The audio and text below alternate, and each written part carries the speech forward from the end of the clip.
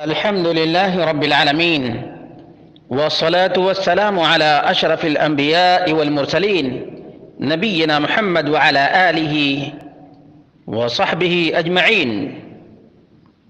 قال الله تعالى: سبحان الذي أسرى بعبده ليلا من المسجد الحرام إلى المسجد الأقصى الذي باركنا حوله لنريه من آياتنا إنه هو السميع البصير۔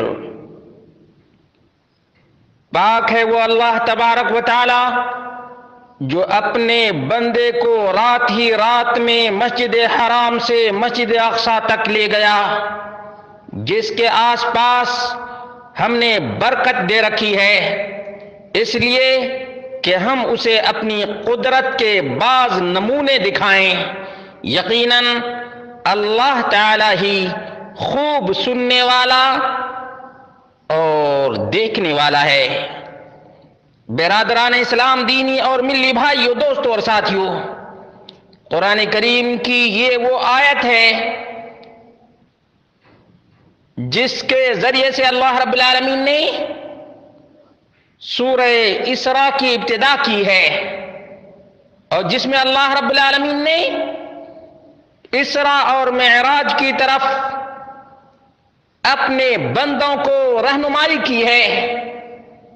اسراء اور معراج کا واقعہ عظیم ترین واقعہ ہے اور نبی مکرم صلی اللہ علیہ وسلم کا معجزہ ہے۔ اللہ رب العالمین کی آیات اور اللہ رب العالمین کی نشانیاں ہیں، اس لیے اللہ رب العالمین نے اس عظیم ترین موقع پر عظیم ترین تحفہ دیا، اور جانتے ہیں کون سا تحفہ؟ 5 وقتہ نمازوں کا تحفہ۔ 5 وقتہ نمازوں کا تحفہ اللہ رب العالمین نے دیا ہے۔ یقیناً وہ شخص کامیاب اور کامران ہے، فوز و فلاح سے دوچار ہے، جو 5 وقتہ نمازوں کی پابندی کرتا ہے، اور ایسے مومن کو کسی بھی بدعت کی بالکل ضرورت نہیں ہے۔ 5 وقتہ نمازیں مومن کے لیے معراج ہے، اللہ رب العالمین قربت ہے، اللہ رب العالمین سے التجا بھی ہے، فریاد بھی ہے۔ لیکن کیا کیا جائے کہ آج یہ رجب المرجب 1441 ہجری کا موقع ہے، لوگ طرح طرح کے میسج کریٹ کر رہے ہیں، بنا رہے ہیں اور فارورڈ کر رہے ہیں، شیئر کر رہے ہیں، واٹس ایپ، فیس بک اور دیگر وسائل اور ذرائع کو بروئے کار لا کر بدعات کو رواج دے رہے ہیں، خرافات کو ہوا دے رہے ہیں، اللہ اس کے رسول پر الزام تراشیاں کر رہے ہیں، اللہ رب العالمین کے تکمیل دین پر ڈاکہ ڈال رہے ہیں، محمد مصطفیٰ صلی اللہ علیہ وسلم کے تکمیل دین پر یہ قدغن لگا رہے ہیں، بدعات کو ہوا دے کر، خرافات کو ہوا دے کر، اس رات میں چراغاں کر کے اور میلہ ٹھیلا لگا کر راتوں کو بیدار ہو کر اللہ رب العالمین پر بھی زیادتی کر رہے ہیں، اللہ رب العالمین پر بھی اضافہ کر رہے ہیں، جبکہ اللہ رب العالمین نے فرمایا: ان الذين يفترون على الله الكذب لا يفلحون۔ اللہ تعالی پر بہتان بازی کرنے والے کامیابی سے محروم ہی رہتے ہیں، ناکام ہی رہتے ہیں، نامراد ہی رہتے ہیں۔ یہ سورۃ النحل کی آیت نمبر 116 ہے۔ اس لیے اللہ رب العالمین نے لیلن کا لفظ ذکر کیا ہے۔ لیلن عربی زبان جاننے والا اچھی طرح سے جانتا ہے کہ لیلن یہ کسی ایک رات کو کہتے ہیں، وہ رات کون سی تھی یہ کسی بھی عالم کو پتا نہیں ہے، کسی بھی محدث کو پتا نہیں ہے، اور کسی بھی فقیہ کو پتا نہیں ہے۔ اسی لیے علماء احناف نے اس شب معراج کے منانے کو بدعت قرار دیا ہے، بدعت قرار دیا ہے۔ اور بدعت کیوں نہ ہو کہ یہ رات کون سی تھی، یہاں تک کہ یہ واقعہ کہاں پیش آیا اس کے بارے میں بھی اختلاف ہے۔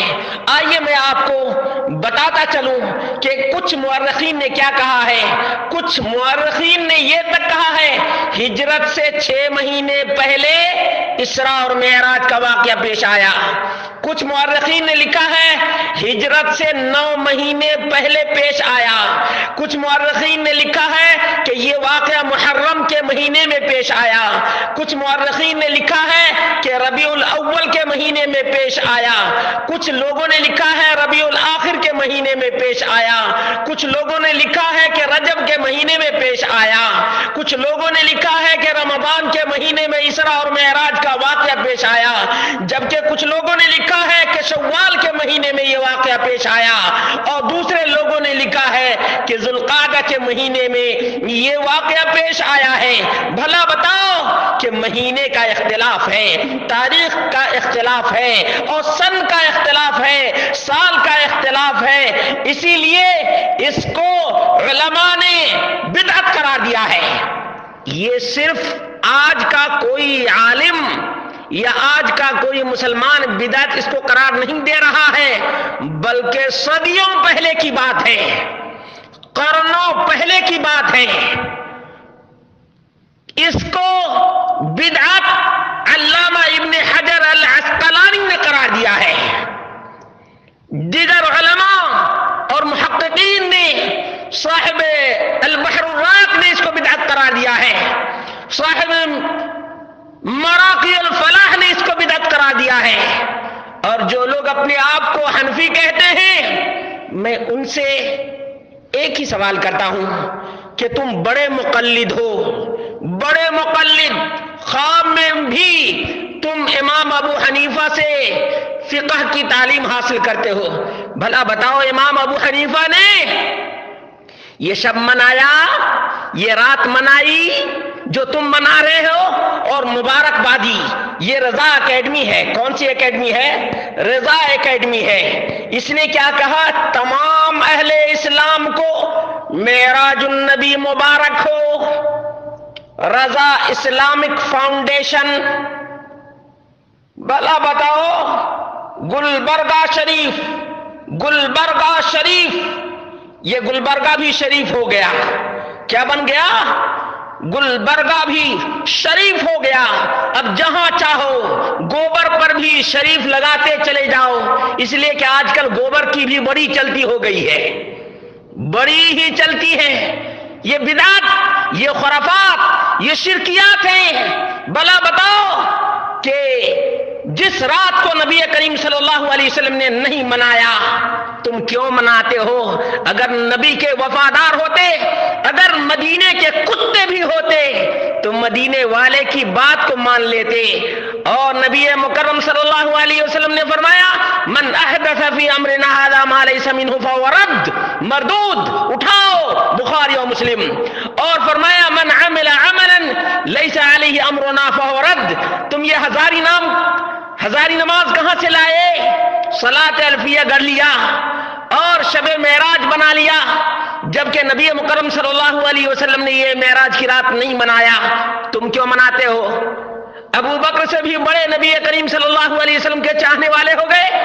ابو بکر صدیق رضی اللہ عنہ نے شب معراج نہیں منایا۔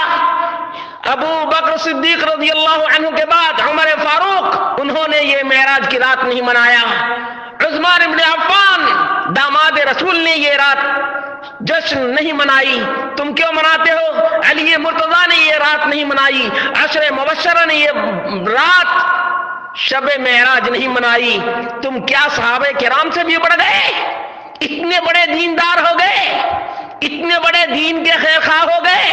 رب کعبہ کی قسم ہے جب اللہ رب العالمین نے الیوم اکملت لکم دینکم واتممت علیکم نعمتی ورضیت لکم الاسلام دینا کا اعلان کر دیا تو تم جتنی بھی بدعت لاؤ گے تمہارے لیے وبال جان ہے، تمہارے لیے خسران مبین ہے، اور یہ اللہ اس کے رسول پر الزام تراشی ہے۔ اللہ رب العالمین کہہ رہا ہے دین مکمل، اور تم نت نئی بدعتیں ایجاد کرتے ہو، دین کو ناقص سمجھتے ہو، نبی کے پیغام کو تم ناقص سمجھتے ہو، اور لوگوں کو گمراہی کے دلدل میں جھونک رہے ہو۔ توبہ کر لو، توبہ کر لو، ورنہ اللہ رب العالمین کا قہر آئے گا، اللہ رب العالمین کا عذاب آئے گا۔ شب معراج منانا بدعت ہے، گمراہی ہے، ضلالت ہے، اور اس کا انجام جہنم کی بھڑکتی ہوئی آگ ہے، آگ ہے۔ لوگوں اگر آگ سے بچنا چاہتے ہو تو کتاب اللہ و سنتی پر عمل پیرا ہو جاؤ، تمام خرافات کو اپنی زندگی سے نکال دو، تمام تر بدعات سے توبہ کر لو، توبے کا دروازہ کھلا ہوا ہے۔